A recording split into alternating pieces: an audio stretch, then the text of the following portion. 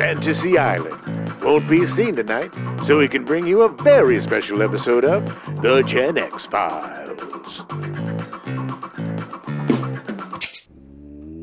Welcome to The Gen X Files. I'm Jim. I'm Adam. And today is another For the Stepdads. Oh, you lovey-dovey stepdads are here to talk about their first loves. Yeah, it's been a great month. I so much more enjoyed the $6 Million Man than I thought I would. And me with Quantum Leap. Yeah. It's funny because even though this is the shortest month of the year, even though we get an extra day because it's a leap year. It is. Happy birthday to all you leap babies. Yeah. Because I started watching the $6 Million Man a while, I feel like this month has been like 6 months. I know. But it's funny because, you know, when we do a TV show or something, usually we'll watch a few episodes and we know of it or whatever. Yeah. But this is the first time that we've handled two shows in the same month where I just got sucked in. Yeah, same. I mean, there's still a lot of $6 Million Man I need to watch. Yeah. Well, I'm on the last season. Oh, yeah? That's good. And there's definitely Quantum Leap I need to rewatch. Yeah. Although I ended up watching most of the fifth season for some reason. Yes, and a lot, because I wasn't a big, just like you weren't a big Bionic Man as a boy. Well, it was a little before my time. I wasn't a leaper. Yeah, it was a little after your time. Yeah, I mean, I was like, that was in the time in my, early 20s, and when you have to hate everything. Yeah. At that age, because you haven't accomplished anything. Yeah. So you think everything's easy, and you're like, oh, everything's stupid because it's so easy and dumb. But then when you start doing things, you realize how absolutely difficult it is. Oh, yeah. You find a newfound respect for the process and for things. I had a tendency in college. There's a time period between like 96 and 2000 when I was in college that I almost watched no TV at all. Oh, wow. Like I was doing other things, like I had other stuff going on. I would still watch The Simpsons. Yeah. But like new shows and stuff, I was like, I got more important things to do. Yeah, and, that's college. Yeah. I mean, we watched, we had I ended up bringing a TV, I think the second semester or something. But the first semester we had the guys at the end of the hall that had the TV, and so we would always go there to watch Magnum. Nice. But they had the awesome combination of the stinkiest feet, and they were also dippers. Oh God! So they were always like half full Solo cups, filled with chewing tobacco spit. You accidentally drank some, didn't you? Did I? I might have. I don't know. But you definitely saw somebody accidentally drink some. 100%. I saw my roommate drink my pee. Oh. Anywho's. Yeah. So, I didn't watch a lot of TV, I guess is what I was saying. Jim's first love was peeing in cups and then having his roommate drink them. I did not enjoy that. And I felt horrible. 2-liter bottle? Okay. All right. You didn't fill it. I don't. Wow. I could. Okay. Well, let's start that tradition here. Anyway, now. Yeah, and Stephen King too. I pulled out the old Bachman books from the library, our library, and I'm going to do a reread on those. I think they're so good. I read them now. I'm probably reading them about every 2 years, but like I used to do it where I'd read every year, at least a year every year. Yeah, I haven't. They're so good, man. In decades, I'm really excited. Yeah, I need to. I'm actually jumping back into. I think it's Full Dark No Stars. I think the one with the cat on the front. Yeah. It's like Let It Bleed. Let It Bleed. If It Bleeds, that's what it is. Yeah. Sorry, If It Bleeds. Although I don't think I read Full Dark No Stars either. It's a good one. But yeah, I'm starting to get back into reading Stephen King again. I need to catch up. I'm about 5 books behind. And there's some good ones too, man. I know. Really good. I know. Well, I'm really excited about the Billy Miller or Billy Wilder or whatever, the one about the. Billy Summers, the one about the hitman or whatever. Yeah, that's a great one too. Yeah, I mean, it's just it's an interesting, like it's something I wasn't expecting him to do. The last few books have been very different with Billy Summers. I don't think there's any real mysticism in it or no horror. Real. Yeah, there's like there's the Shining Hotel. Oh yeah, that's in it. Yeah, but it's just kind of ancillary. But just as like a hey. But nothing like supernatural happens. No. I don't think so. I don't remember. Which is interesting. I I like Stephen King when he does that stuff because it really shows how good of a writer he is. Yeah, and then the Institute, which was really interesting. I really like the Institute. I thought that was done really well. In a different kind of book, kind of going back to the Firestarter Yeah. type of deal, of like kids being government kidnapping children. Yeah. Like they do. And it was really good. I liked it. I thought it was weird that they introduced the older adult main character, and then he didn't talk about him for like 400 pages. Right. it was like no, and then it's all kids all the time. Yeah. And then, which is fine, but it was just funny because it was like they dedicated so much. Or actually, Stephen King dedicated so much time to that character at the beginning, and then it was just nothing for a long time. Well, there was a lot to go through with the kids. And no, totally. Sleeping Beauties, what he did with his son, which was really interesting. I know that you couldn't get through. I'm going to try it again. I need to. I think, it's one of those that you kind of get through the first 30, 40 pages. Yeah. It's a slow burn. Yeah, got to get into the concept, and then I think I'll be fine. And then Fairy Tale from the year before last, which, again, was a completely different take. It's basically a guy trying to save a dog. Nice. But it turns into this amazing, fairy tale based adventure. It kind of reminded me a little bit of like The Talisman. Or, nice. The more kind of like not mystical, but the more like fantastical, like the fairy tale kind of stuff. And then Holly, which I thoroughly enjoyed. It was it's a kind of a serial killer book with his favorite new character, Holly Gibney. Yeah, and those are really good. I really liked the Mr. Mercedes series with Finders Keepers, and then the second one that I don't remember. Losers Weepers. No, Finders Keepers was the second one. I don't remember the third title. There's Mr. Mercedes, Finders Keepers, and End of Watch. End of Watch. Aha! I did remember. You did. Which also had it was funny because the first two books are very much not any kind of supernatural based, and then the third one kind of goes down a weird rabbit hole. There's a little bit in the first one. Yeah. There's some stuff that's hinted at, but it goes really deep. But anyway, and also the show is really good, which I still haven't watched the second or third season of. Right. But I don't know if I think I watched the second. Yeah, but they're really good. Brendan Gleeson's great in the character, in the part, and an Outsider too. And the Outsider, another Holly Gibney. She was just in it. It wasn't really her. She's kind of featured, little guest star.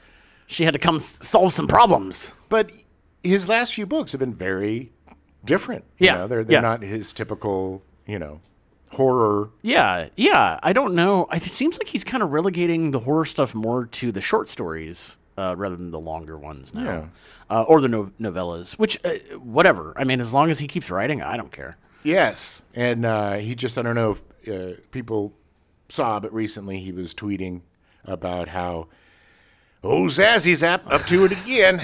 He may shelve Salem's Lot, the new take on Salem's Lot, which Stephen King has actually seen and said is a good movie. Literally for 2 years, I've been going like, why are you not releasing this? It's really good. I apologize to all of you for my voice. I've been battling a cough for the last couple of weeks, so if I sound weird, Jim is slowly dying of pneumonia. Yeah, we'll see. let's speed it up. When he's sleeping, I pour water down his throat, and it gets in his lungs. Waterboarding. Yeah. But yeah, again, this month was just pure joy. It was just fun, and.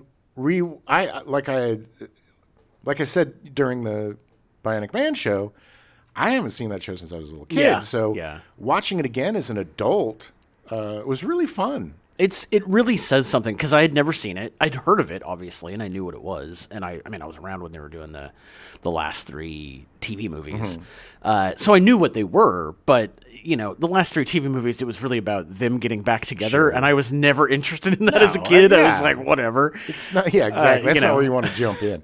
But watching it, the show really holds up. Yeah. Like, I'm really surprised how well it holds up. Yeah, and it's a great time capsule of the 70s.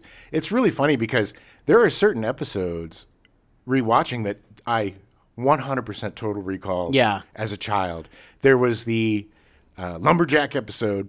Yeah. Lumberjacking was pretty popular in the 70s. And one thing that was really popular in the 70s was log rolling. Where people, stand on a log and they competitions, roll it and try to knock the other person off. But I totally remembered the Steve Austin on the log using his bionics to show up the jerk. And he did. But there were certain episodes And it's funny. It's like you would think it would be the Bigfoot episodes instead of like the bigger episodes. Right. Some of that, yes. Like I do remember him ripping Bigfoot's arm off. Yes. Like totally stuck in my mind as a kid, and it was stuck there forever. But it was just funny that it was just these weird little kind of throwaway episodes that completely made the most indelible marks on your brain. Or was able to push through the brain fog and early onset dementia that I seem to be going through. Yeah. Oh, I did just read a great article about how kids from the 60s, 70s, and early 80s are all essentially going to go into dementia early because of the massive amount of lead paint that was around all the time. Right. And lead in the cars, and lead was everywhere. And lead in our toys that we put in our mouths. And in true Gen X fashion, posted that article in the Gen X subreddit, and no one gave an S. Sure. I mean, we're all just relegated to our fates. It's like, okay, yeah, what else? One guy talked about how him and his friends, his dad had a vial of mercury, and they would just put it into a pan and roll it around. And he's like, pretty sure it got on my fingers. Pretty sure they never cleaned the pans properly afterwards. Exactly. It's like, what? All right. I'm surprised that we're not all dead at 30. No, I mean, I think that's part of the reason why we're so resilient is because we were exposed to so many... so much dirt and crap. And lead and chemicals. And it was really fun to rewatch those shows, and I'm juiced to start reading again. Yeah, same. I need to start setting aside an hour every day and just read. Yeah, I mean, it's also good for your brain. It's good. It'll be good for early onset dementia. Good for fighting dementia. That, crossword puzzles, and Jeopardy, the three things you need to fight that dementia. Video games are good too. For That's true. Actually, four things. Problems, and you use your hand-eye coordinations. That's why you and I are going to be trapped in our decaying bodies, still knowing what's going on. Fun. Sounds like a plan. I'm already trapped in my decaying. Whatever. Body.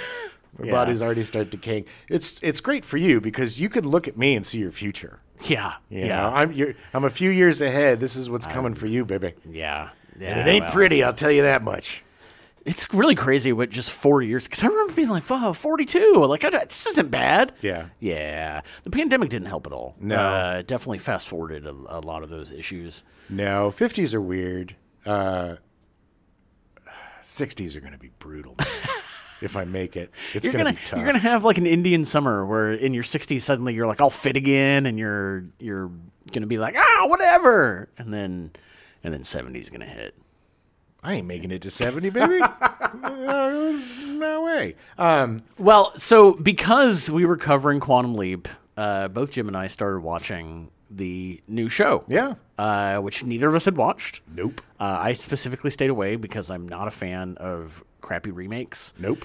We're talking to you, Magnum PI. Yeah. Hawaii Five-0, all those. Like, it's not, although, I mean, Hawaii Five-0 is fine. The exception that proved the rule was Battlestar Galactica. Yes. It actually kind of started the whole, like, remake thing. Yeah. But that was also because it had Ronald D. Moore, and he knew what he wanted to do with it. Like, he knew. It was clever, and it the same thing that makes the new Quantum Leap show enjoyable is the same thing, which is they built upon the premise. They didn't make it a new thing.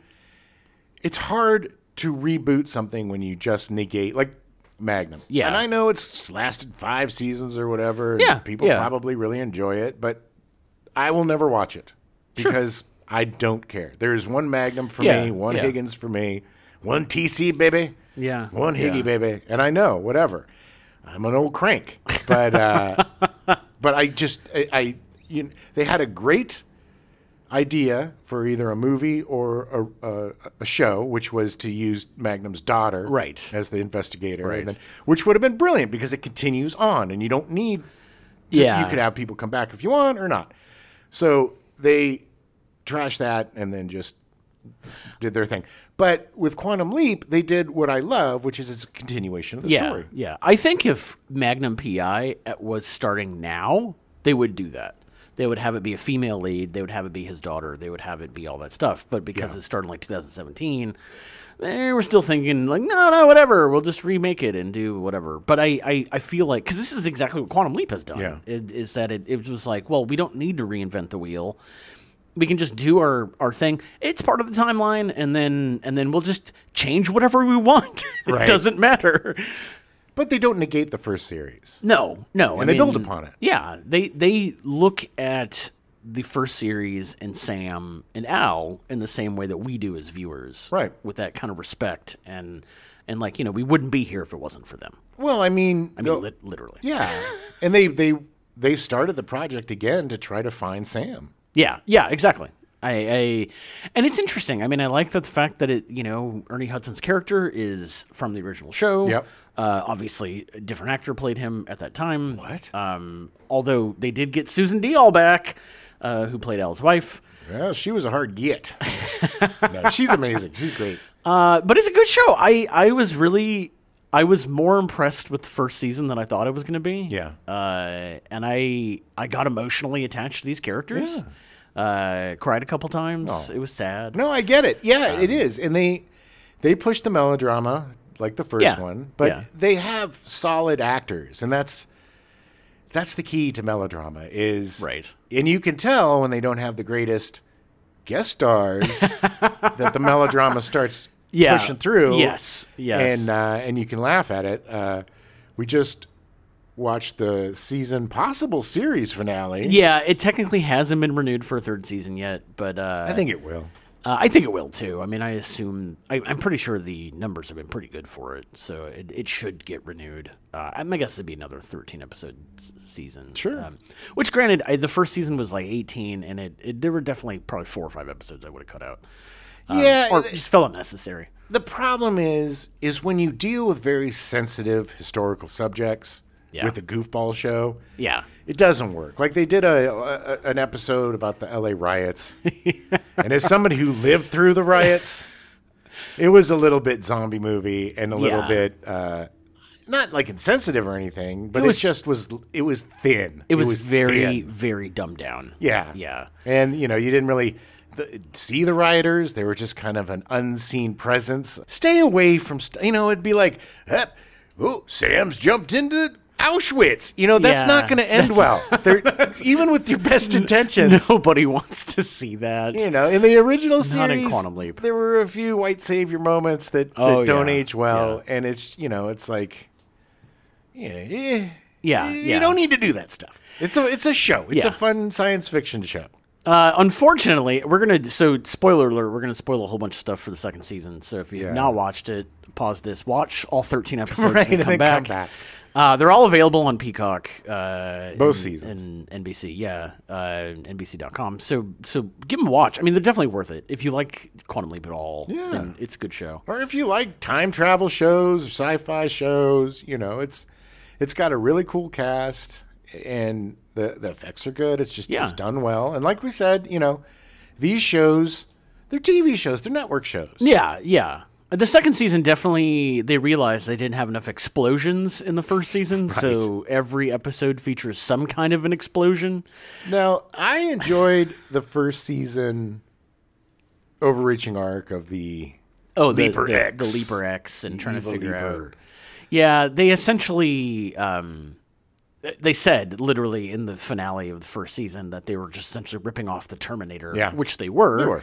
And they acknowledged that, and it was clever. It was like, okay, but it worked. And I was surprised by how well it worked out. It was very well written. But they didn't quite stick the landing with it, I don't think. How so?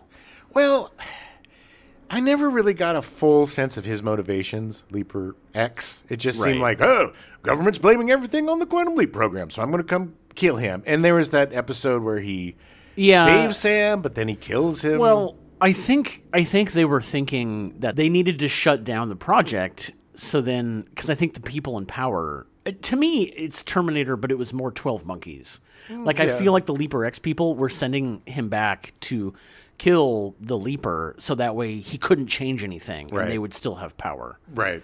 I think that's, at the end of the day...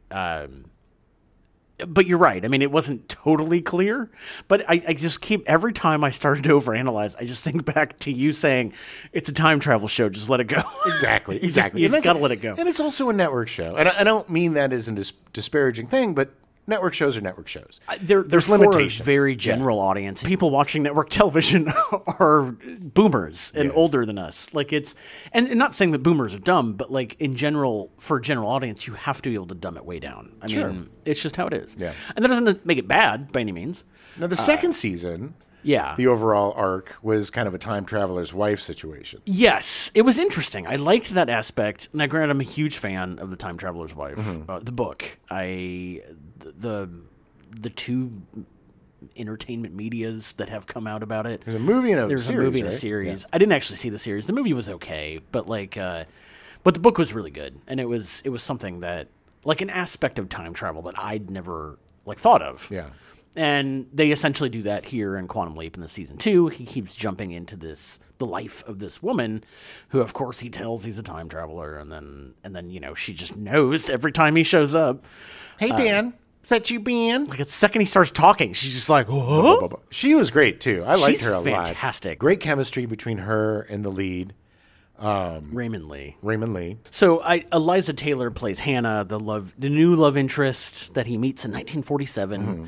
And then jumps forward and then tells her the thing. And then essentially over the course of like 27 or 30 years, like he meets her throughout, which actually has an impact on the end of the season and the overarching plot. We both saw it coming, and we both were like, it's like being in a train wreck. I was not very happy when they revealed who the quote unquote baddie was at the end. No, that was dumb. It didn't help any that I think it's James Frain, the guy who plays the bad guy, the billionaire, the Elon Musk type who wants to take over Quantum Leap. Right, who does. Yes, but it was obvious that he did not think the writing was very good because he was definitely phoning it in. Yeah. I mean, he's a stage actor, and he was staging it up. Yeah, he was eating the scenery, ham and cheese, and fisting it up. But he was also a bad guy in Gotham, and it was kind of the same. Yeah, and he played a bad guy in Star Trek Discovery. Like, he was... I don't think he was a bad guy. Oh, wasn't he? Oh, no. I thought Sarek was a bad guy. No, Sarek is never mind. Spock's father, I think. Oh. Or is that Sabak? I don't know. I got to be honest, I've only seen one episode of Star Trek Discovery, so I don't know. It's good, and he was good in it because he's playing a Vulcan. And I mean, he's a good actor. Yeah. There's by no means should he be relegated to the dustbin because he's not. But the worst hairstyle of anybody. He looked like a mushroom. It looked like he just got out of getting a permanent. His hair looked permed, and he just looked goofy. That is the one thing I will say about this season is that they did not do a terribly good job with time appropriate hair. Yes. Like, I know that seems like a nitpick, but from the very first episode, he's in 1978, and it's like, no, the woman that's leading them in the military, her hair would not be like that. Yeah. Like, it was too modern. And that is very nitpicky. That's the last I'm going to say about that. And the fact that they don't do age makeup. Oh, my God, at all. She aged 27 years and looked exactly the same. They may have given her a little bit more creases. Not just her, but when he goes to see Ian in the future, it's like... It's supposed to be like 30 years later. Gray hair and some glasses, and they're supposed to be 60. And somehow they're 60. Yeah, it doesn't make any sense. Although I will say that Mason, whoever, I don't know their last name, who plays Ian, is really good on the show. Yes, like all of them are. Very natural. Yeah. They understand. Yes, the core group definitely understands what the writers are doing and where they're going with it, and they really have those characters nailed. Great chemistry between the cast. Yeah. They all seem to really get along, and they're family. Yeah. Who could be? But the chemistry of the core cast, and just like the original, the likability, watchability, and charm of the lead. Raymond Lee is so good. He's great. So good. And he has great chemistry with Addison. Who's gonna name it? It's Emily something. Sure. But it's it's a show that can transcend the writing. Caitlin Bassett, who plays his Addison. his hologram. his hologram, his ex-fiancée. That was the thing in the second season, and this is something that really annoys Jim, is that they finally they're going to get together at the end of the first season. They're finally, I mean, they technically did. They got to kiss, because it was 5 years and whatever. But then he didn't. The second season started, and he was just gone. And it was 3 years. Oh yeah, 3 years passed, and she left. And they tied it up at the end. But they did a good job of kind of bypassing those the jealous new boyfriend and all that stuff. It worked to a point, and then he kind of got mad and took his ball and went home. Well, this is the thing. If you're gonna do it, do it. Have the balls to do it. I don't, it's fine if you're going to break them up, but I hate artificial drama, and it's a bummer for the guy coming in and playing the Tom, because that it's they kind of made him a jerk. It's weird. It's like they didn't know they wanted to do it in a way that there's no bad guys or whatever. But they didn't have enough confidence to do that, so during the breakup, there was a little bit of is he going to be vindictive or whatever? But he's not. I mean, he's the guy that helps them get in. I mean, he literally at one point, Ben says, yeah, and I really like Tom. Yeah. And it's we all do. Yeah, I mean, and I think it's more interesting for them to be apart and stay apart. And I agree. And her have a really healthy relationship.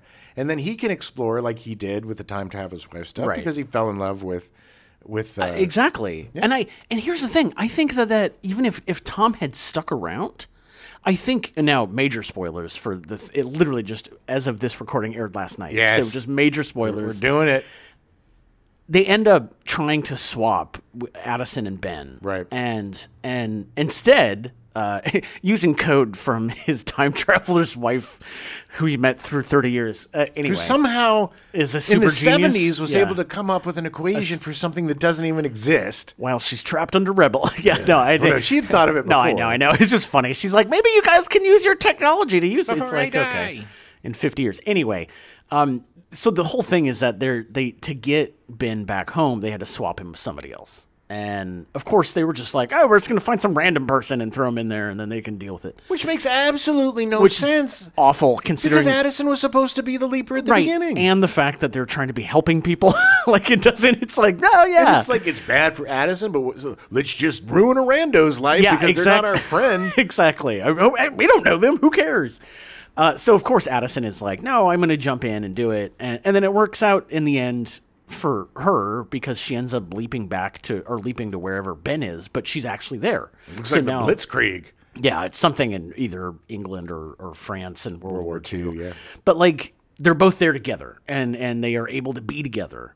And to me, it would have been more interesting if she still had that relationship with Tom. Because you're setting up a third season where it's like, well, they're together now. What does that mean? And then Tom could be the hologram, and that would be even more Exactly. But they don't have the guts on these No. generic network shows to take those types of risks. No. It's the moonlighting effect, man. It's like you keep bouncing everything around until you finally get there. And, it was the same exact plot point where they get together and then she ends up marrying somebody else. It's just right. And then, it's only there to delay the inevitable. It's just... I mean, they tried to wrap that whole thing up by having Addison just say to Ben, I'm really sorry I didn't wait for you. Yeah. And it's like, well, they thought you were dead. Yeah. He already forgave her for that. Yeah. It was just one of those okay.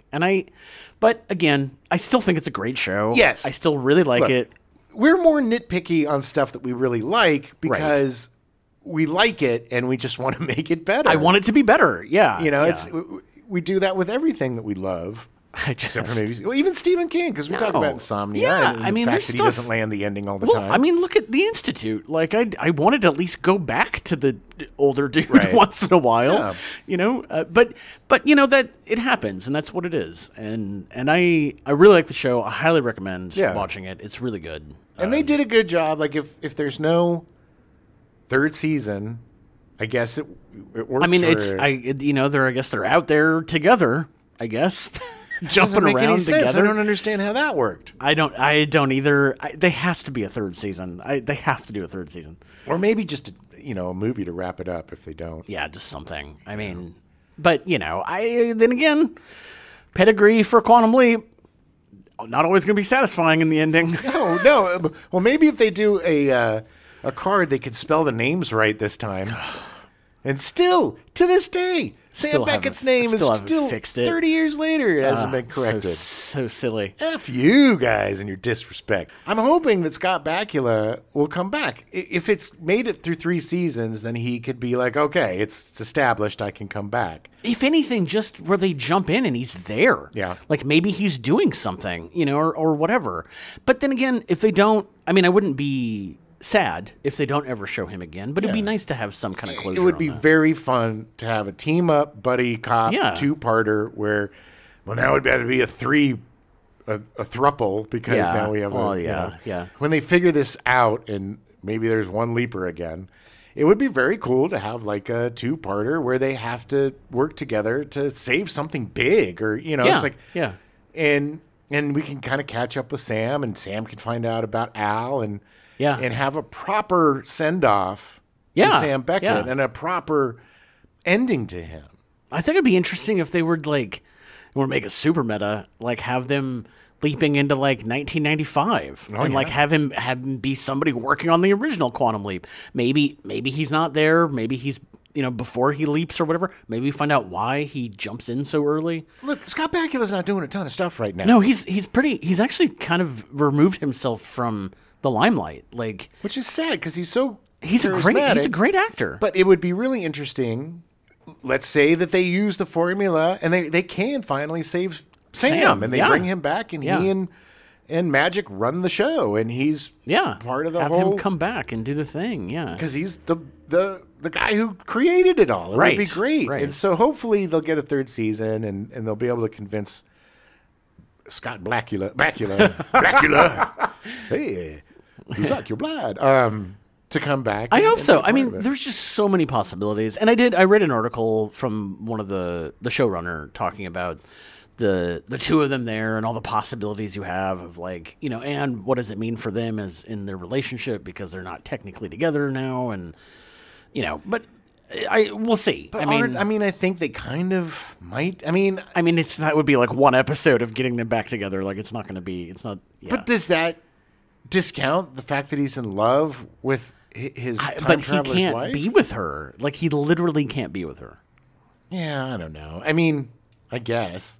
Until they suddenly randomly jump into like 1960 and she's there and it's like now we have more melodrama. Yeah. But I got the impression though that the whole like double leaper thing is if they do a 3rd season it's going to be pretty much the overarching story. And probably the time traveler's wife part is done because we got through the whole BS of your son being the supervillain. Yeah. Oh my God. So that was just so disappointing. It was so, and we were talking about it. We're like, all the guys in the writer's room were high-fiving each other, coming up with that. Yes! We've solved it all. It's all a neat little package. Oh, he was just they just ham-fisted that in there so hard. And well, the guy was a sociopath. And you know what? Sociopathy isn't curable. Well, he's choosing to be a better person when he's 10. Either you're a sociopath or you're not, and you can't choose to be a better person if you're a sociopath. Trust me, I've dated a sociopath. Well, apparently not in the Quantum Leap world. Well, leapers. Although they did also, I like the idea that they did change stuff and no one else remembered except for Addison, who was there at the time.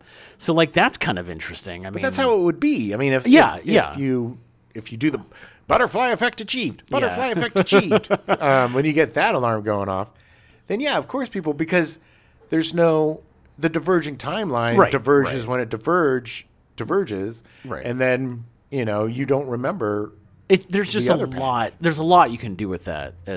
I just in the writer's room, I hope they explore that more and like do more with that. Yeah. Like I think it's interesting. You can get a quantum physicist in there to help you all out. But even though we've been critical, it's a really fun show, and if you're a Quantum Leap fan, it's a great companion series. Yeah. To the original Quantum Leap, and it's a continuation, and it's a lot of fun. And the The thing that makes it a really good companion series is it keeps that fun feel to it that the original had. Yeah. It's still got the melodrama. Yeah. Still got the hero complex. But it's also dealt with in a more mature way, if that makes sense. Or a more evolved 21st century way. more evolved way. Yeah, yeah. And not like not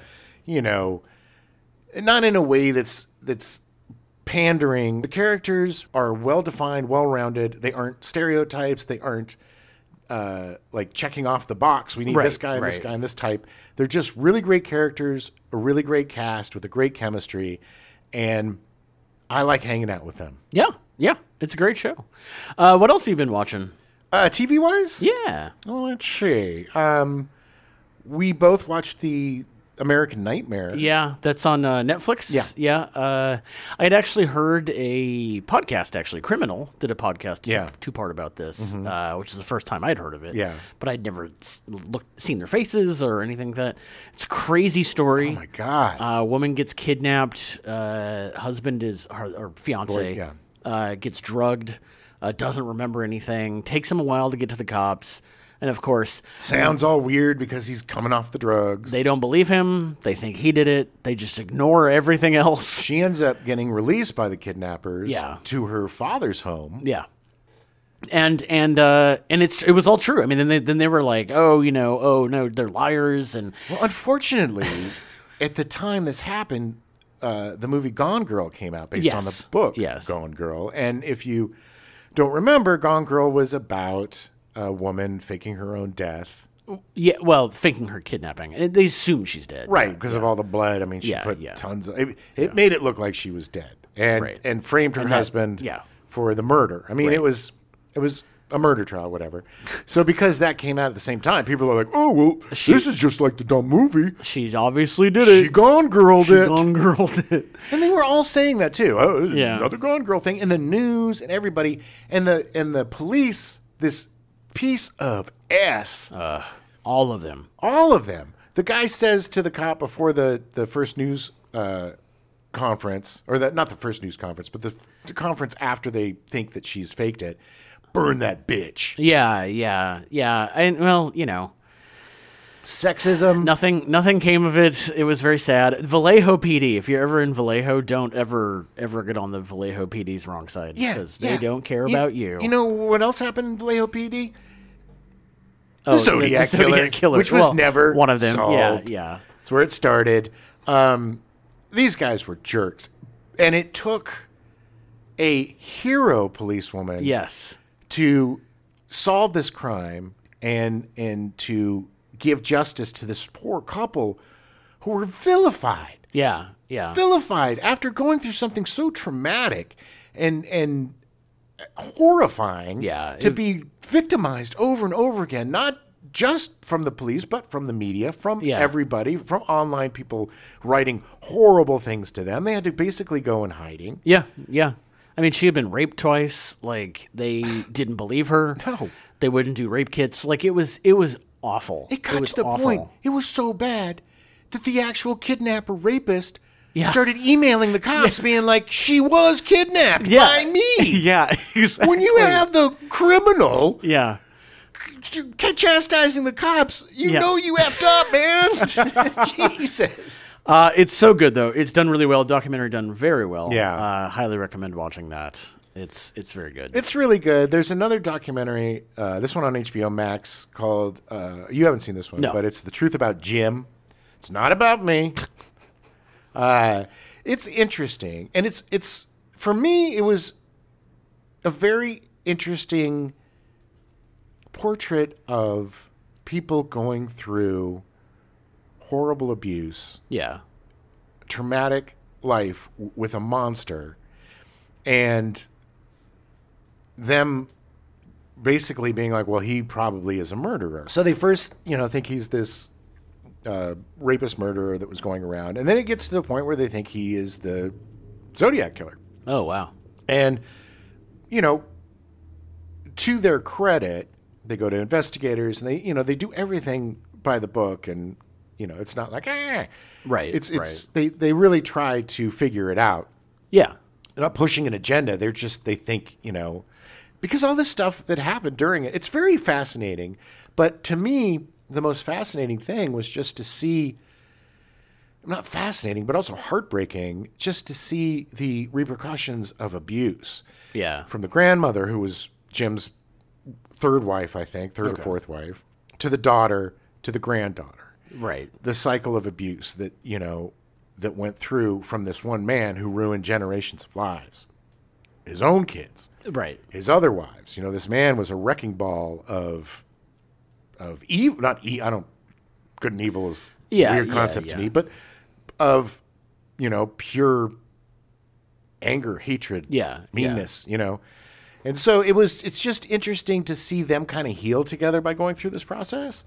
The whole family, like the extended family and everybody, they kind of come together to go through this journey of, was he a murderer? Was he a rapist? Was he a killer?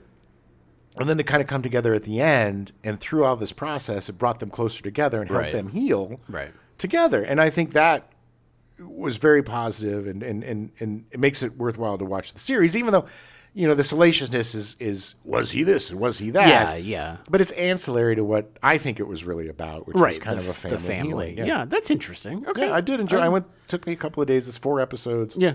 It's definitely an interesting watch. I've been watching The Floor, which is a game show hosted by Rob Lowe. Nice. It's a really fascinating. I assumed that it was a British show that got adapted, but I think it was actually a Dutch show. Who's Dutch? But it's 81 people. They all have a square, and they're all an expert in a category. Which, granted, I think that's expert being a very loose definition because some of them are like celebrity hair and stuff like that. But the idea is that you get randomly chosen, and then you have to challenge somebody around you in their category.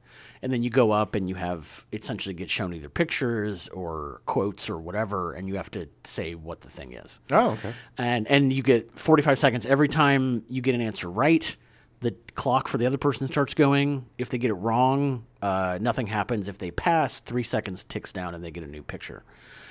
It's a great show. I think it's up to like the 7th or 8th episode now. Why is it called The Floor? Because they're on the floor. Like, that's the whole thing, is you're trying to win all the territory in the floor. Oh, so I thought it was like the floor is lava kind of thing. No, everyone has a box, and then when they start at 81, 9 by 9, and then if you win, you get that piece of the floor. Okay. So then the other thing is that at the end of the day, the last person left wins $250,000.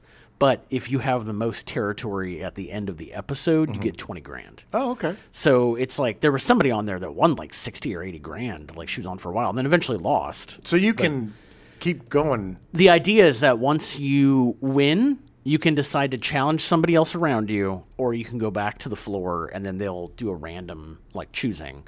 And then someone potentially would like challenge you. But the idea is that you still would have your category. Okay. Now, does your win go to the next show? Yeah. It's the same people through the entire 10 episodes. So you can keep... Okay. I mean, literally, there are people right now that I've seen like 6 episodes. There are people that haven't done anything in 6 episodes. Oh, wow. Like, they're just there waiting. And it's gotten pretty far into it right now. But it's a great show. It's done really well. There's a lot of strategy to it. Nice. It's really fascinating. I just haven't seen a new game show in a long time. Yeah. And it works really well. Like, Rob Lowe's great. I'm really impressed. Yeah, and he really literally has to do almost nothing. Like, he just brings people up, says hi, and then walks off while they challenge each other. I literally do nothing. But he's great, though. He's so charming. Very charming. But the people are great, and it's a good show. It's a good show because it ends up. Like, a lot of people think about, like, I'm going to take this territory because then I'm going to get the $20,000, and then a lot of people are like, well, I'm here to win all the money. Right.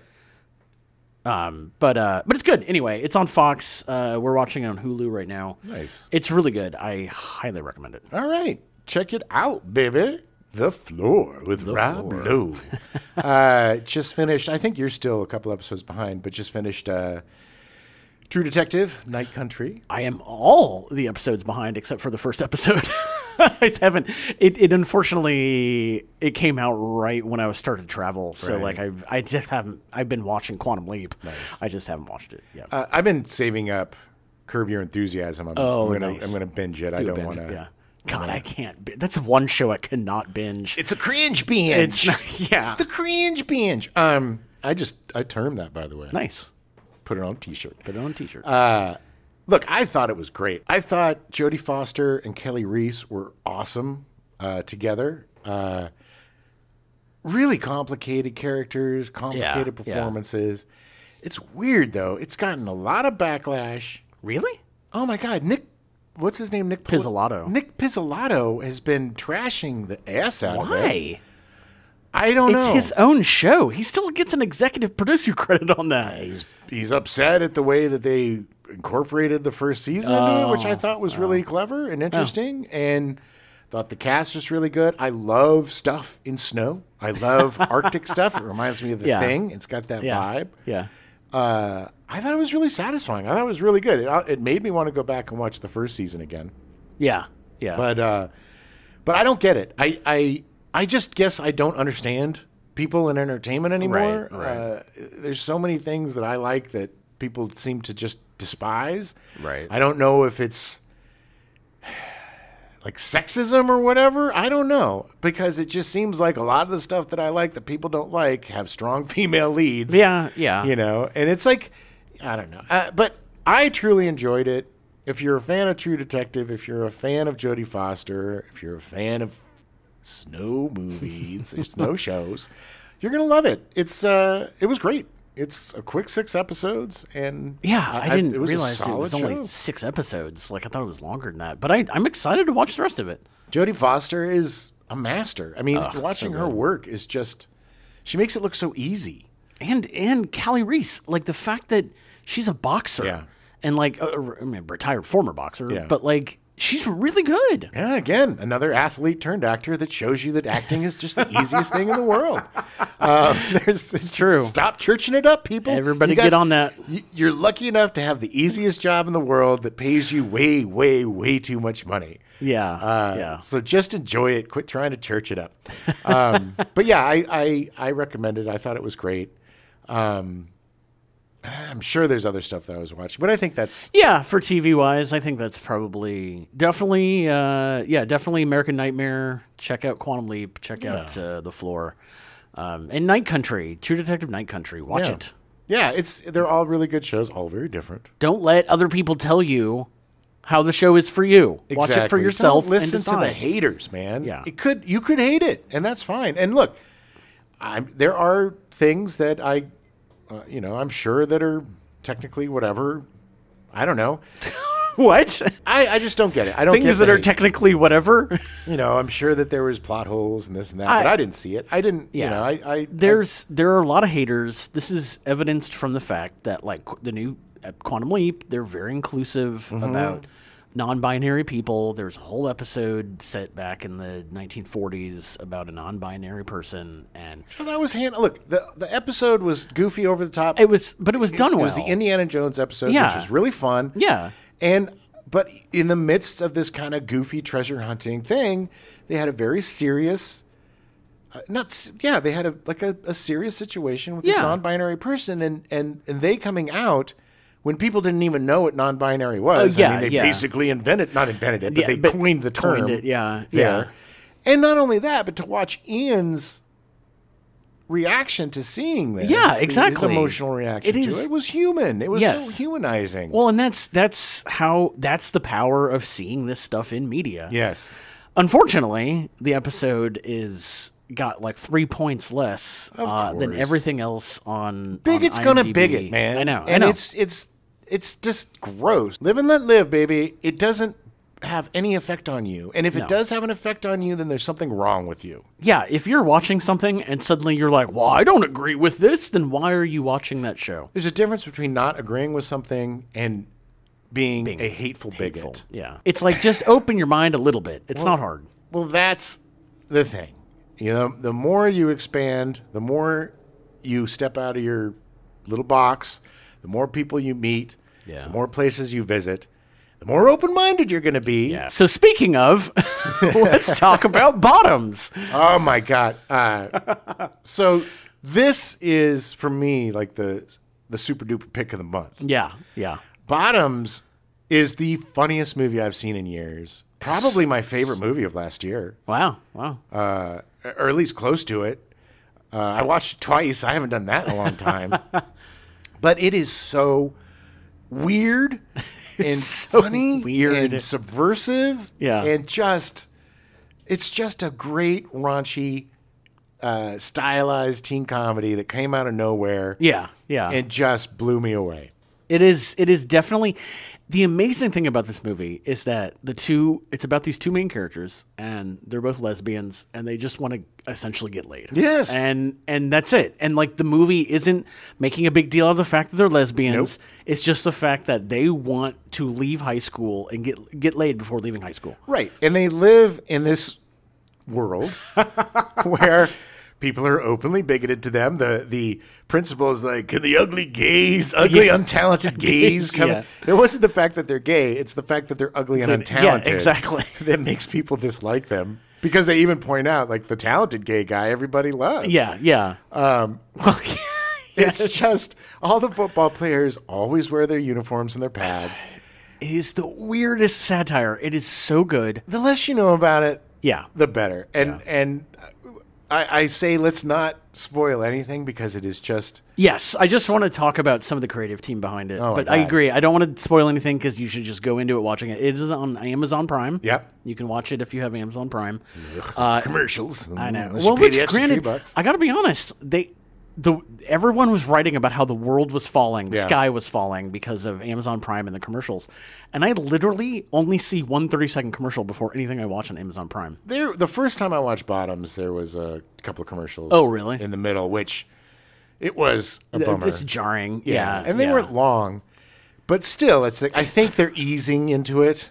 Yeah. And they're like, see, it's not a big deal. And then by the time we get used to it, it'll be, that 360 Oh my seconds God! left. I have been total aside, but I have been researching stuff for next month and have been watching stuff on Plex, which is free. Yeah. And number one, I'm watching a show that had built-in spots for commercials, Right. and they just randomly interrupt wherever. But those commercials are all 240 seconds long, Oh, my God. and it is an eternity. Yeah, and you're just watching a bunch of Steve Garvey for Senate commercials. So many weird. I will say there was a lot of local politicians that apparently have way more money to put stuff on TV than I thought. It's probably pretty cheap to put it on Plex. Well, yeah, I imagine. That's where you get your bang for your buck. But So, Bottoms, the writers were Emma Seligman and Rachel Sennett. Emma Seligman also directed the movie. She directed the movie Shiva Baby in 2020, which was about her similar, like a lesbian at a Shiva that's trying to get laid, I think. Something like that. Something like that. But and Rachel Sennett Rachel was one Sennett of the... is the lead, one of the leads. She and Io Edeberry. Edeberry were... Edeberry, sorry, I said it wrong. It's all right. It's a tough name. I had to I've been fan... Could have sworn SNL they always say Edeberry. It's Edeberry, I think. I don't know. Anyway. Remember we had to do the listening thing? Yeah. Yeah. I'm sure you know of Io because she's blown up because of The Bear, and rightly so, deservedly so, because I think she's hugely talented. I've been a fan of hers for years. Yeah. I caught a stand-up set on YouTube of her years ago that I thought was hilarious, and then she ended up replacing Jenny Slate as one of the voices in Big Mouth. Oh, yeah. Sounds exactly, I mean... Oh, weird. Yeah. Weird. Yeah. I didn't know that. Okay. And one of the writers also. Mm-hmm. And she's a writer. She was a writer on Abbott Elementary. She was a writer on a bunch of stuff. And now she's just kind of becoming this star, which is so fun to watch because she's so baffled about it. It's fun to watch somebody who's not... doesn't seem like a star type of person become a star, and she's the one that thanked all the assistants. When she got her People's Choice Award. I think, No. Golden Globe. Golden Globe, I think. Yeah. People's Choice Awards are garbage. Yeah, they're just slightly lower than Golden Globes. Golden Globes are worse. Pretty garbage. Yeah. But anyway, so she's hilarious, super talented, and they have such a great chemistry in this movie. Oh my God, so good. And just so natural and likable and funny without trying to be funny. It's weird seeing her credits because watching her on Bottoms, she looks like she's like 14. Yeah. And it's weird to think that she's been writing for like 15 years. She's 30. I think she's she's 28. She's 28. But like everybody, Emma Seligman, Rachel Sennett, Ayo Edebiri, thank you. Ayo Edebiri are all 28. In fact, everybody in the cast, obviously except for Marshawn Lynch and the mom, are all 28 except for Kaya Gerber, who is Cindy Crawford's daughter. Oh my who is God. actually 21 when Who looks so much like her mom. so spitting image. It's weird. Is it her and Richard Gere's kid? Maybe? I don't know. She's pretty tall for being No, I Richard don't. Gere's kid. If she is. I don't. No, it's not. It's Gerber. The last name is her dad's name. I think it was the guy after. From the Gerber Baby Foods? Yeah, she's 22. Randy Gerber. No, I don't think it's. He's a producer, right? He founded Casamigos with George Clooney. Oh, Oh wow, he's a handsome dude. no wonder she's so gorgeous. He's a handsome man. Yeah, it was funny because... Oh yeah, he was a former model, of course. Well, a couple of models. Yeah, he does Gerber Group. He just essentially starts restaurants, bars, and lounges. Like that's his thing. A handsome man starting restaurant. What a great life. Him and Cindy Crawford got married in '98. Oh, okay. They must have had the kid right away. Well, she looks so much like her mom. She was great. So funny. So funny in this. So funny. I hope Yeah. to see her more. I had no idea. I did think like, wow, that woman looks a lot like, who does she look like? Yeah. Who is it? Cindy Crawford. And then when I found out it was Cindy Crawford's daughter, I'm like, yes, that's exactly who she looks like. She my absolute favorite line when she gets kissed is just like, but I'm straight. Yeah. It's like, oh. My favorite was she's like, I'm straight, but I just like gay porn. Yeah. And Marshawn Lynch. Marshawn Lynch is so good. Marshawn Lynch is becoming my favorite ex-football player turned actor. Which it doesn't really seem like he's doing acting. He's just being Marshawn Lynch. Yes, which is enough. He Yeah, was hilarious on that improvised detective show on Netflix. Yes, that, with Will Arnett. Yeah. The voice of all trucks. Yeah. Chevy Dove. He was hilarious on that, which was improvised, which is even more impressive. Yeah. And in this, he's this dude who's getting divorced, and he becomes an ally, then a non. It's just he's great. He's really, really funny. All the girls Yeah. in the Fight Club are hilarious. They're all unique in their own great way. It's Stripes. They're all very well-defined characters. It is a typical high school want to get laid. Yeah. Lovable losers. It has a very 80s feel to it. Totally. Yeah. But it's just instead of a bunch of straight white dudes, it's lesbians, which is just so funny. I do also want to point out Nicholas Galitzine, who was the lead football player, captain of the football team. Captain of the football team, who was so good in this. Oh my God. There's a particular scene where they're trying to essentially pull a prank on him, and he's listening to the Total Eclipse of the Heart, and it's so good. It is so good. He's so funny. Yeah, you're going to love this movie. Yeah. If you love comedy, if you love raunchy high school comedies, you're going to adore this movie. And I mean, I love this movie so much that I posted about it, which I don't post about anything. And it's got a very good response. Nice. But yeah, I mean, it's the funniest movie I've seen in years. And and it's just pure joy. And I watched it twice within a week. Yeah. Because I wanted Adam and Phoebe and Newt to see it. So I was like, it was good. It was really good. It was very entertaining. Very, very entertaining. Yeah, such a good movie. We also watched The Baker, which is on Hulu, which I think actually came out a few years ago. It's a 2019, I think. Oh, yeah. It's an older movie. It's a B movie. Yeah. I had never heard of it. But what makes it great is Ron Perlman. Oh, he's so good. Ron Perlman is one of the greatest actors ever. Yeah. In American makes it look so easy. But he is so good. This movie did not deserve his performance. I'm sorry. And his performance and the chemistry he has with the little girl. Yeah. It's your typical oh, screw up son does something, leaves his daughter with grandpa. Yeah. And grandpa's a former kick-ass spy or whatever he is. Green Beret or something. Sure. Yeah. It's a very hackneyed plot that's been done over and over again, and it's not particularly well written or particularly great, except for the fact that Ron Perlman is absolutely transcendent in this. Yeah. His performance is so good.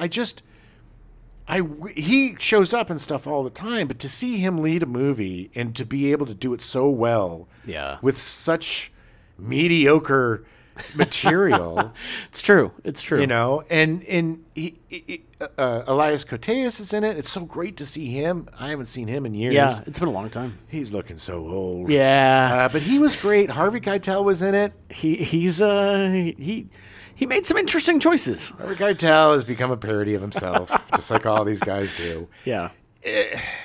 I think what happens with these dudes in these B movies is you get these directors that are probably pretty green or whatever, and then you get an actor like Harvey Keitel, or back when Bruce Willis was doing a million movies, you get Michael Madsen, whomever all these guys that keep doing a million B movies a year because, hey, they get $1 million for 3 days work or however much. Yeah. Some of them. It's not quite $1 million, but well, Willis did. But that's also why they do a lot of them. Yes. But it's just, I mean, Keitel is just kind of like... Yeah, I mean... What happens is, I think what I'm trying to say is, they get these actors and they defer to whatever they want to do because they're such icons. They're newer directors. They don't know... They don't want to be like, well, I'm not going to step on your toes, and, you do your thing. But they need a director. They do. They definitely do. You need somebody to rein them in. Not everybody's a Ron Perlman who's just absolutely perfect. But I was flipping through movies. I was bored one night. I saw this. I watched the trailer, and I was like, well, F it. I'll check it out. Yeah. I was so surprised. I was riveted. I loved it, and I recommended it to you. Yeah, and Phoebe and I literally watched it that night, I believe. Yeah, and it's definitely worth a watch. It's a fun B movie, and if you're a Ron Perlman fan, which why wouldn't you be? Yeah. You're going to love it.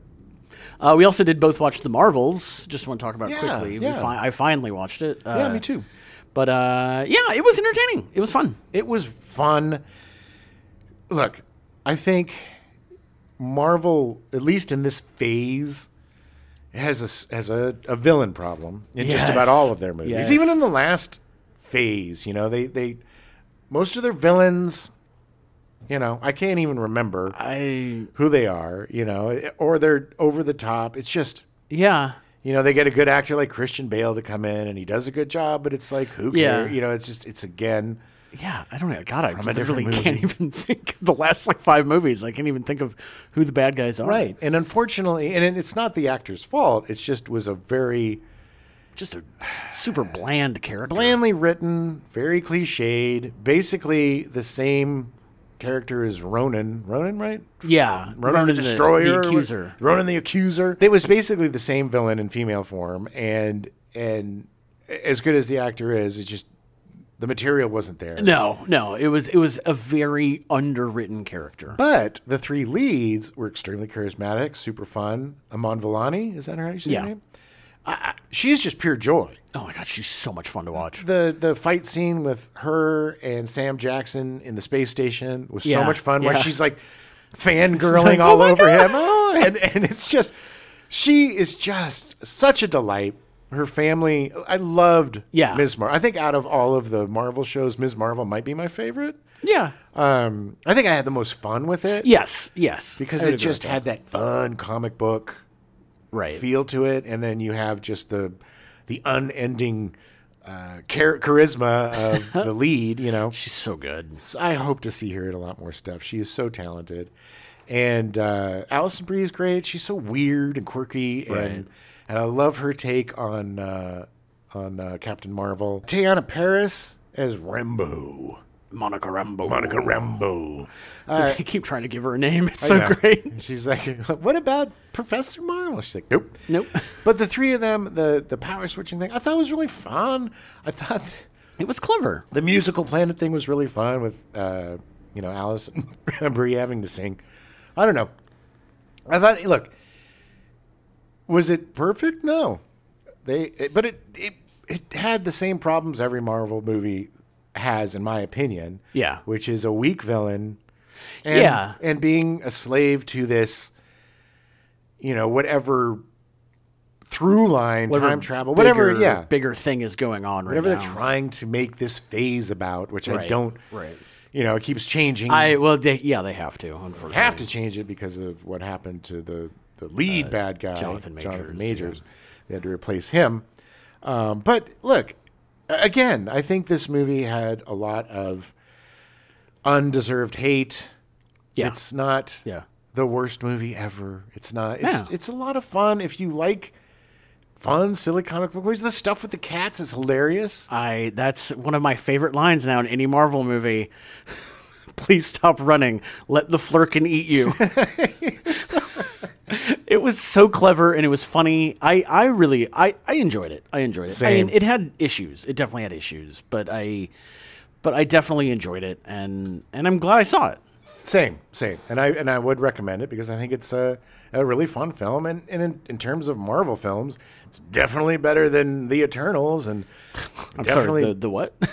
Exactly. It's the best Marvel movie of this phase, I think.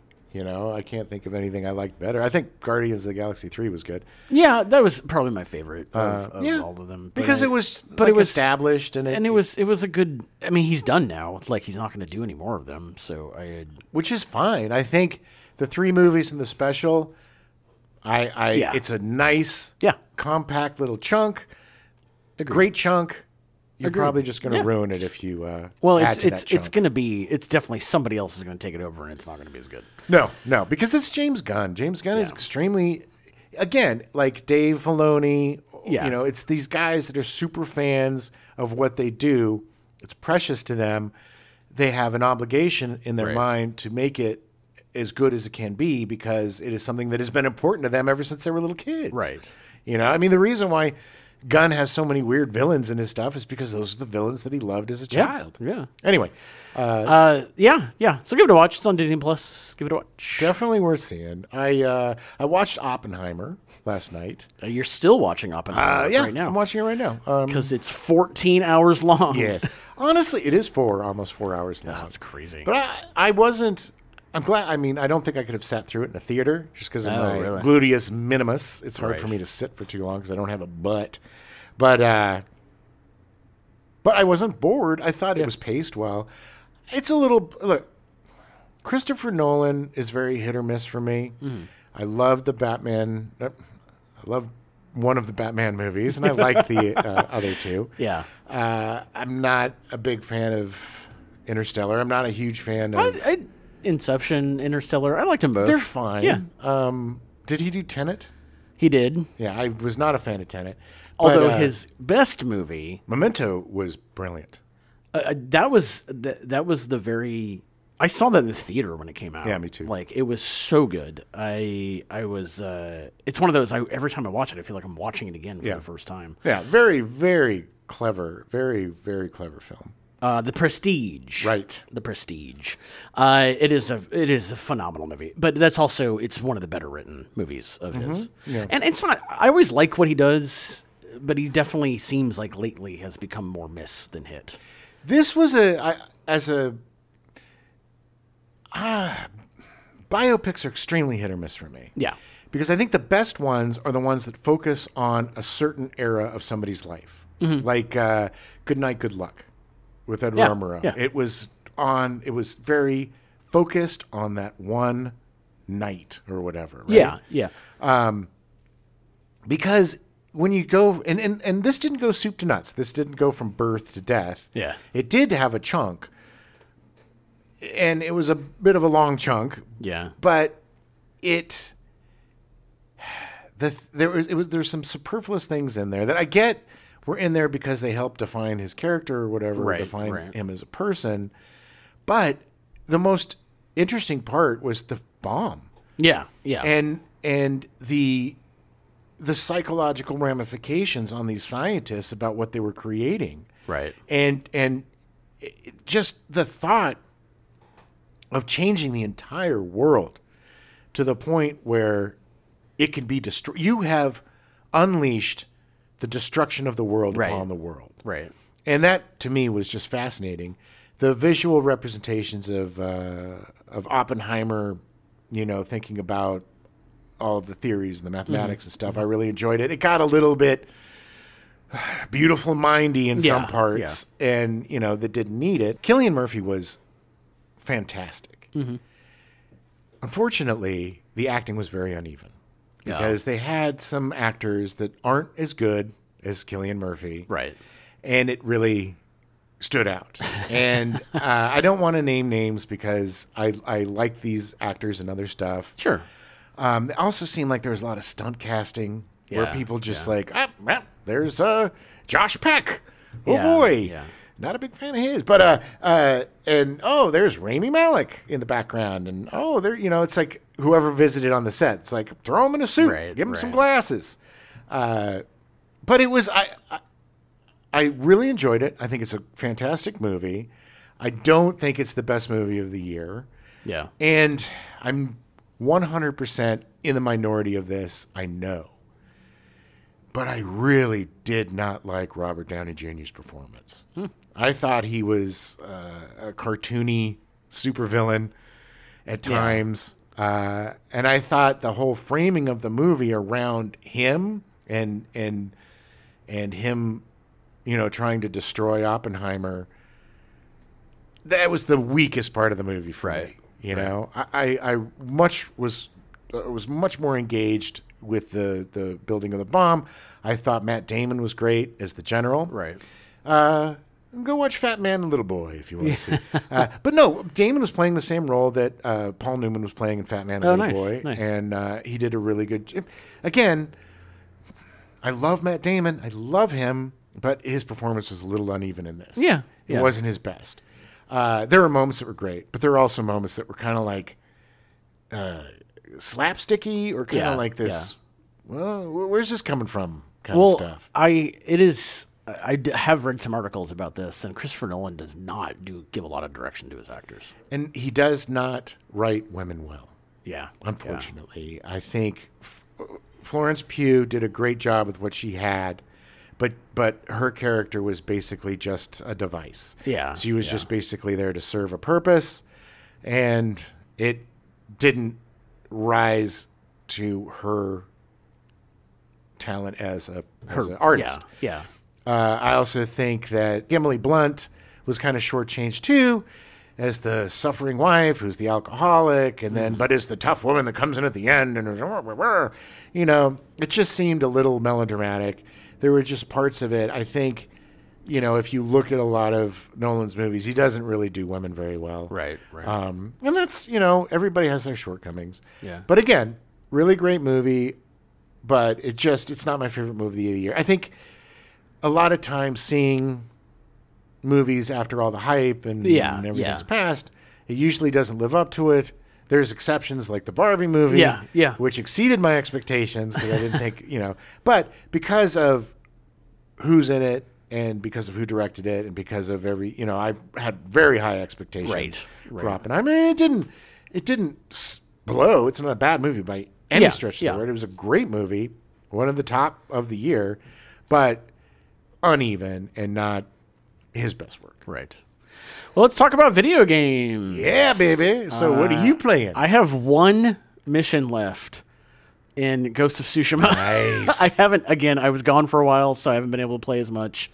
But I've decided I'm just going to finish the story. I finished all the side quests and stuff. And this is your second playthrough? Yes. Okay. And it's because it's on the PS5. Right. I got the director's cut. It's PS5, and it's gorgeous. I'm playing on a 4K TV now, so it's pretty. So pretty.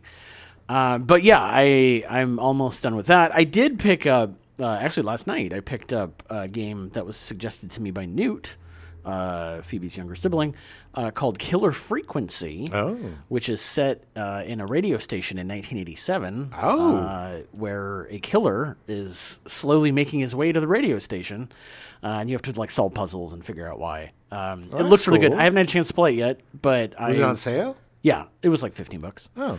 But half off. But a good, like an indie game, but I'm excited to play it. Newt said it was great. Nice. So I'm excited to get into it. What's that called again? Killer Frequency. Killer Frequency. But I will definitely talk about it in the next Stepdad show because I will have finished it by then. Didn't you also pre-order Pacific Drive? I did. It hasn't come out yet. That looks really interesting. Yeah, the reviews have been really good for that. Yeah, that was a weird couple, like a month ago, like 3 weeks ago. I was just like, nah, like this just looks too cool. It like, does look cool. I read a review where the person was like, "Sorry, Magnum Opus and the horse from Red Dead Redemption, but I think I have a new favorite car in video games." And it was the station wagon. Yeah, it looks really fun. Very unique and a different kind of game. Yeah. But all those have been pretty good. I did play Rollerdrome for a little bit. It's one of the free games available for the PlayStation right now on PS Plus. And it was fine. But I'm not really in that place to be doing... the co-op or PvP, like that kind of stuff. Like, I'm just like, eh. You can play that single player. The Rollerdrome? Mm-hmm. Yeah.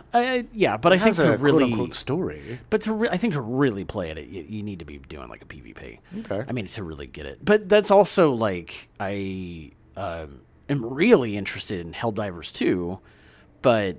I mean, right now they're having so many server issues that literally the CEO of the company came out saying, everyone should just wait. Like, don't buy this right now. Like, wait. But it's been getting some great reviews, and it looks really super fun. Like, it's the one live service game that I did get into for a while was Destiny 2. Mm-hmm. And I had a lot of fun when I played that with our friend Terry. Yeah. And it's playing those games with your friends is fun because there is PvE stuff, and there is, you can do raids and things. And Helldivers is all PvE. It looks kind of like a Starship Troopers type of bugs and robots type of thing. It looks fun. It looks great. It looks gorgeous. Got a good sense of humor. I'm sure at some point, I mean, it's only $40 right now. I'm sure at some point it'll be cheaper. Sure. But it definitely seems like a very fun co-op game. Yeah, it looks really good. Graphics look really good. Looks fun. Yeah. What have you been playing? Well, I finally started playing Control. Yeah. Got through that. Got kind of, I don't know, there's still ton of stuff. I mean, I guess finished the story. Yeah, there's just it's weird, man. Stuff pops up everywhere. But it was such a unique and fun game. It really reminded me of the Kane Pixels kind of type of backroom thing and just a weird story with, live action movies and puppet shows and just like the weirdest stuff. Puppet shows are so weird. There's this great like maze that you go through, and this like music video that you watch. I mean, it's just like it was surprising. Every turn has some weird wacko thing that just is so unique that I haven't seen in other games. Remedy games are fantastic, just killing it. Yeah, they make the. I would say Max Payne, but the Alan Wake games. Makes me really excited for Alan Wake 2. Oh, yeah. And replaying, I don't even know if I finished the first Alan Wake, so I'm really excited to play we got the free remake. Yeah, the remaster. Yeah. I'm excited to play that, but it took me a little bit to get into Control, but when I finally got into it, I couldn't stop. It was just so much fun. Oh, my God. And the powers and everything. Yeah. It's just very unique. If you can pick up the entire Ultimate Edition on PS5 for like $9. Yeah. It goes on sale all the time. So worth it. If you haven't played it, it is such a uniquely entertaining game. I am glad I finally brought you into the fold. Yes, and I am too, because it's just, I love quirky, weird stuff. Yeah. And it's always fun to play something different, because a lot of AAA games are very similar. Yeah. It's like fetch quests and this, and they all have the same damn thing. But everything about this game seemed extremely unique. And I really enjoyed it. Such a pretty game. It's so pretty. I also picked up on sale High on Life. Oh, yeah. Which is the Squanch Games. Right. I think Justin Roiland. Yeah. Yep. I loved it. I thought it was really fun. It wasn't very long. I'm playing I finished the main story. And now I'm playing the DLC, but I think I overwrote my save. So oh, no. I like all the stuff I wanted to kind of do after the story. No. I don't think I can do. But I mean, hell, I could play through it again in like 2 days. Yeah. It's just got a lot of really quirky, fun humor. Yeah. It makes fun of video games, makes fun of itself. Yeah. It's basically you and a group of talking guns. You're a bounty hunter, and you go after these bounties. You're fighting this drug cartel that uses humans as drugs. Right. And it's just silly and fun. It's weird. You can there's a TV in your living room. You can sit down and watch full movies like Tammy and the T-Rex. Yeah. Or there's like 5 or 6 of them apparently. Yeah. And I think the DLC even has extra ones. There's that's crazy. Vampire Hookers. Nice. Just The Harvest is one. This is really bad movies. And then also, if you ever watched Rick and Morty, if you've ever seen the episodes of like the Quantum TV shows. Yeah. Yeah. They have a bunch of, I think there's like 30 hours. Oh, wow. Of entertainment or something that most people, and it's not like you can access it. Right. And watch it separately. You have to be in game. Whatever's on the TV at the time. Wow. That's crazy. Which is just really funny to me. And I started playing the DLC, which is really fun. And there's just, if you want like a quirky, weird, funny, kind of subversive game, it's not going to take a ton of your time. It's a decent platformer and a decent first-person shooter. It's great. I think you pick it up for $20 or something. Yeah, I think it's $24 right now on sale. Yeah, and an extra couple of bucks for the DLC, and it's definitely worth it. I had a blast, and I will play through it again at some point. But yeah, I totally recommend it, especially if you're a fan of like the Solar Opposites or Rick and Morty. Yeah. You're really gonna love it. And the thing too is, if you find the talking guns annoying, you can adjust the frequency of how much they talk. So you can take it to talking a lot, not talking very much, to not talking at all. If you don't find that humor funny, and you just want to kind of play through the game. That's cool. That was great. And then we just picked up Dead Island 2 on sale. And I picked that up. It's fun. I mean, again, it's another kind of on the rails, It's a gorgeous, gorgeous looking game. Sometimes it's like you're standing in the middle of Los Angeles. It's God! There was a point I was like, watched you play some of it, and before I walked in, I thought you were watching a movie. It was like, what? Yeah. And it's fun, and it's got the quirky humor, and it's gory as hell. Yeah. It's very simplistic.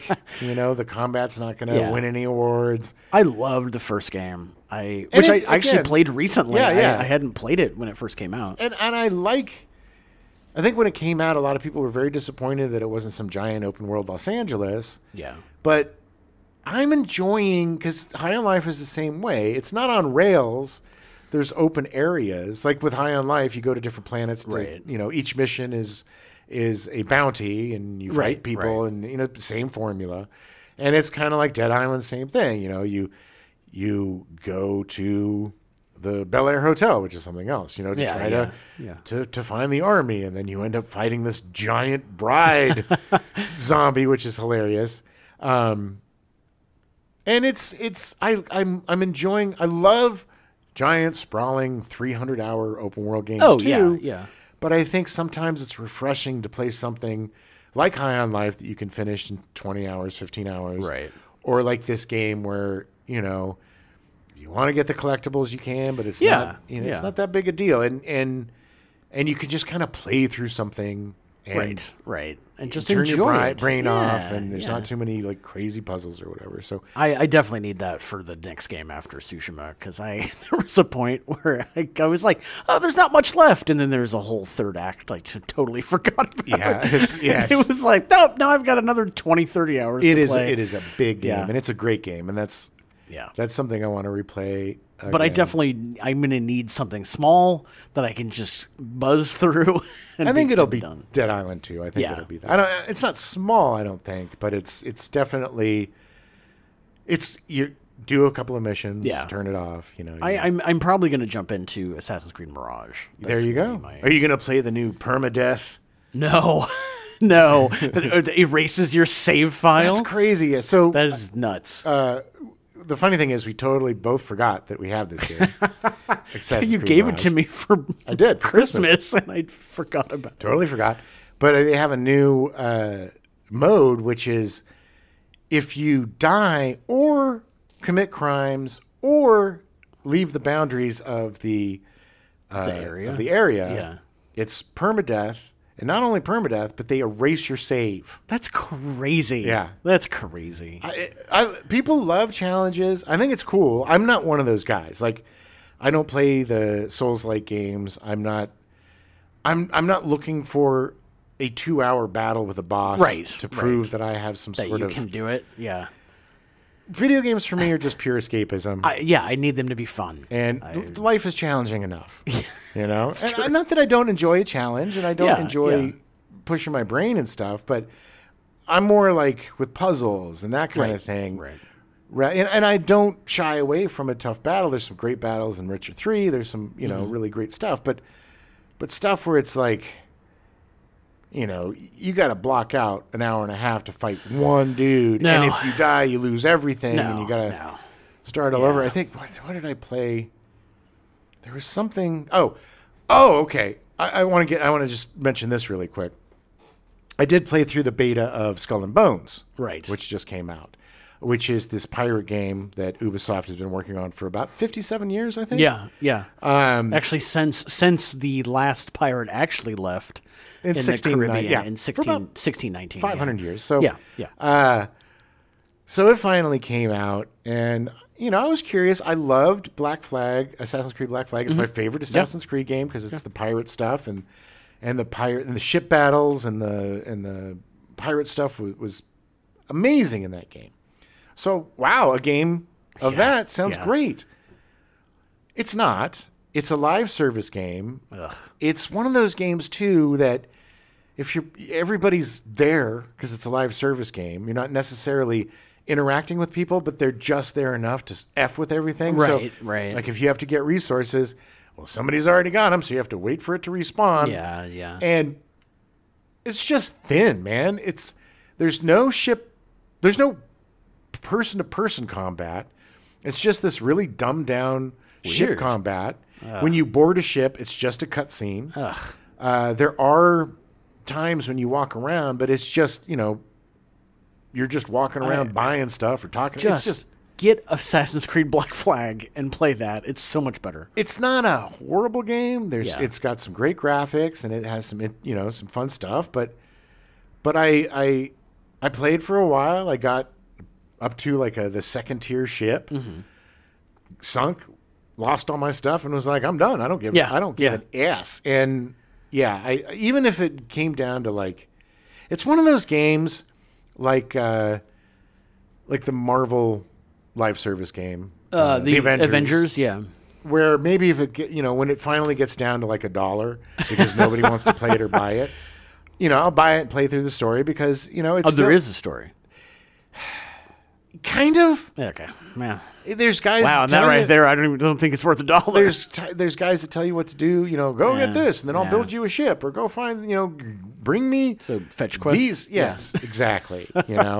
And it's thin, and you can tell that they tried to fix the problems that people were bitching about. Like, when it first was being made, there wasn't going to be any person, just third person. Ship. Yeah, it was all going to be ship stuff. And then people were like, ugh. So they just slapped on this really boring walking around buying stuff island crap. So stupid. Or you board a wreck and walk around and like, oh, there's that thing. It's just, and then there's some dude that runs right through you that grabs the same thing too. And, because it's live service, people are all doing the same thing. Which takes you completely out of it. Yeah, that I don't like live service games. So I would say, nay. Skip it. Skip the pirate. Skip it. I did play a couple of minutes of the Final Fantasy VII Rebirth demo.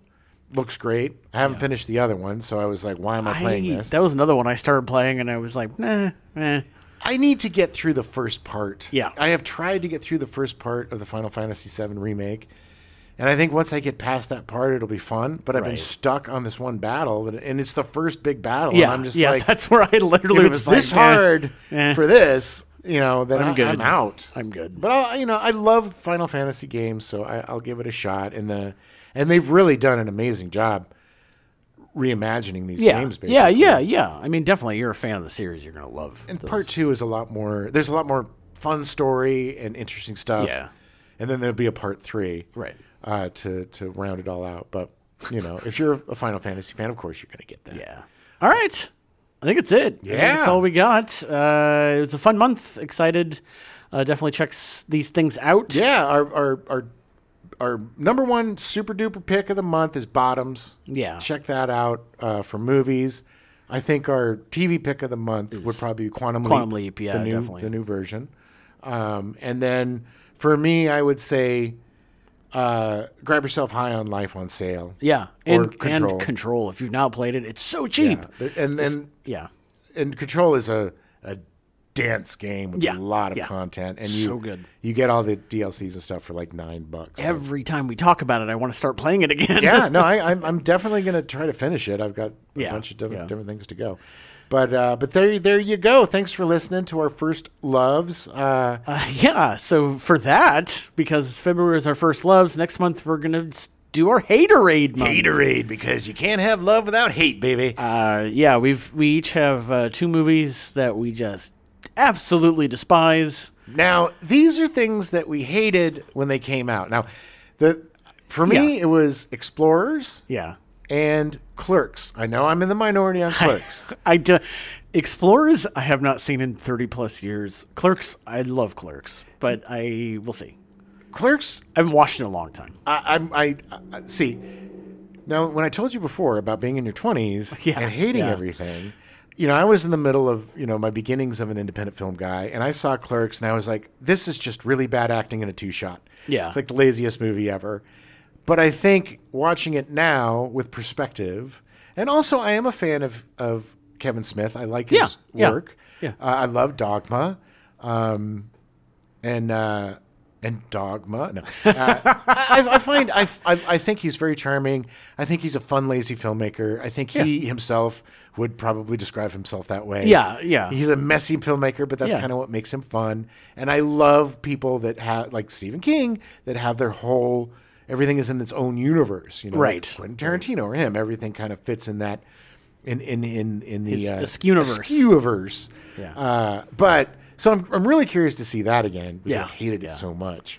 And then what did you? Number one is Highlander. That can be only one. Did not see that movie when it came out. I saw it about 10 years ago, and I think it's the stupidest movie ever. I'm a Spaniard. It's so dumb. From Spain. And then one of them that I actually really liked when it first came out in '86, but then watched it again 10 years later in college and realized how boring it was the Transformers, the movie. Nice. Which I'm actually working on the script right now. That was one of the reason I've been watching Plex stuff was because they have all of the original 4 seasons of the show. Oh. And the movie was to gap between season 2 and 3. It's so bad. They're so Autobots. bad. Come get the Decepticons. It's just amazing. Everything was just about selling toys, and that was it. Autobots to the toy store. It'll be fun to talk about. That's the nice thing about it is that all 4 of these movies will be fun to talk about. Yeah, and let's see if we still hate this stuff, or maybe we've grown our hearts like the Grinch 3 sizes. Yeah. I think I'm probably going to enjoy Clerks.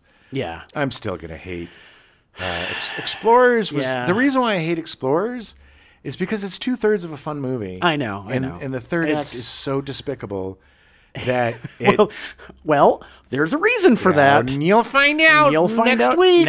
Literally next week. That's our first of our Haterades. Anyway, have a great time. Get yourself some Bottoms and bibbity boop. What's his name? Sam Beckett. Oh my God. Derby Firschnid. Derby Firschnid. Scott Bakula. We now return you to your regularly scheduled programming, The Jeffersons, already in progress.